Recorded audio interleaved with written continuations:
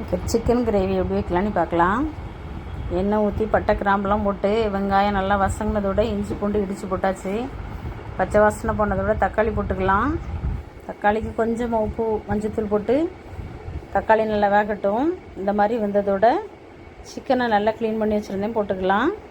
அதுக்கு தேவையான உப்பு போட்டு எல்லாம் மிக்ஸ் பண்ணி கொடுத்து ஒரு 5 நிமிஷத்துக்கு மூடி வச்சிடலாம்.